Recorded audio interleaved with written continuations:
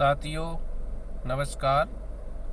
आज का मेरा ये पार्ट 26वां है और इस पार्ट में मैं बताने वाला हूँ मेरे पिताजी की पढ़ाई के बारे में। साथियों, मेरे पिताजी अपने पिता के अकेली संतान थीं और उनकी 2 बहनें थीं मेरे पिताजी की।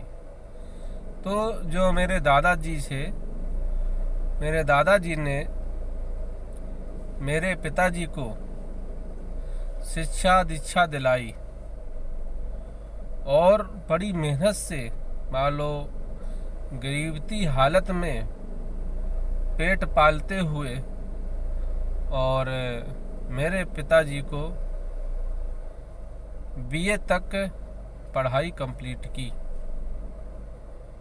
और उनकी जो 2 बहनें थीं मेरे पिताजी की, मेरे दादा ने उन बहनों को नहीं पढ़ाया, मतलब उनको स्कूल तक नहीं भेजा।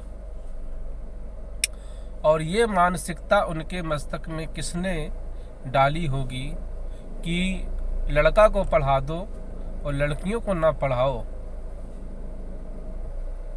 ये बहुत सोचने समझने की बात है।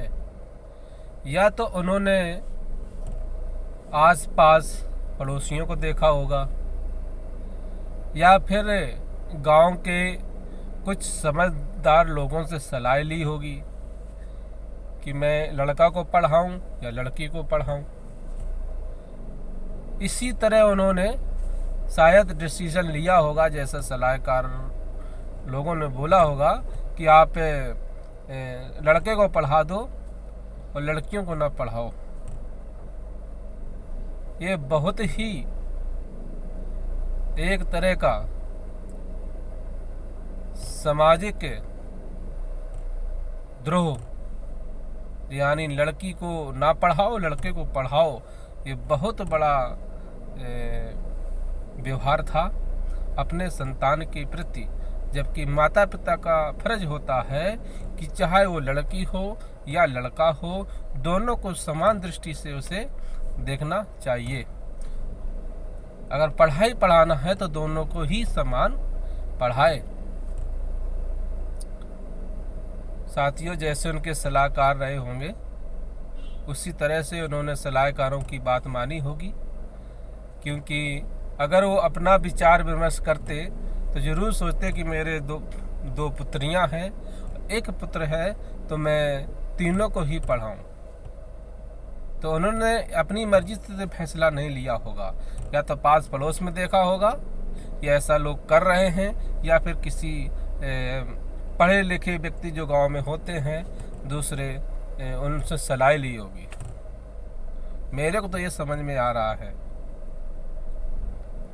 साथियों, हमारे पिताजी को पढ़ाने में जो दादी थी बताया करते थे कि मेरे पिताजी का जो कॉलेज था वो गांव से 10 किलोमीटर दूर था। उस समय साधन नहीं चलता था, जैसे टेम्पू है, 3 व्हीलर है, बस है, ये वहाँ तक साधन नहीं था। साधन केवल साइकिल और बैलगाड़ी ही थी। और उस समय गैस सिलेंडर वगैरह ये भी नहीं था। तो साथियों, जो मुझे दादाजी ने बताया है, मैं वही बात बता रहा हूँ। उन्होंने बताया था कि जब हमारा बच्चा वहाँ पढ़ता था कॉलेज में, तो जो मेरी दादी,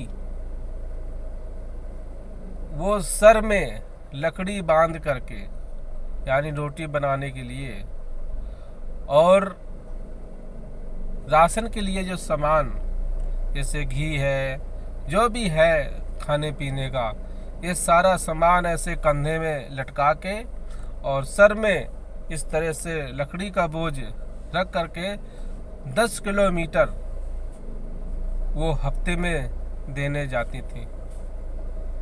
क्योंकि उनका पहला पुत्र था, इसलिए उनका पुत्र से बहुत प्रेम था। साथियों, पढ़ा तो दिया पुत्र को, पुत्रियों को नहीं पढ़ाया, यही उन्होंने सबसे बड़ी गलती की। और इसके बाद में ये पार्ट में और आगे बताऊंगा। आपने मेरी बात को ध्यानपूर्वक सुना। सभी का आभार, सभी का धन्यवाद।